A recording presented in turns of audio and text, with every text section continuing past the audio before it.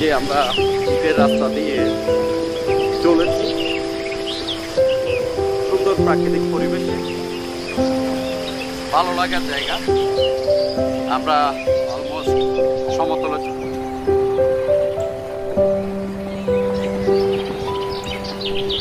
Wow, খুব সুন্দর, ভালো লাগলো।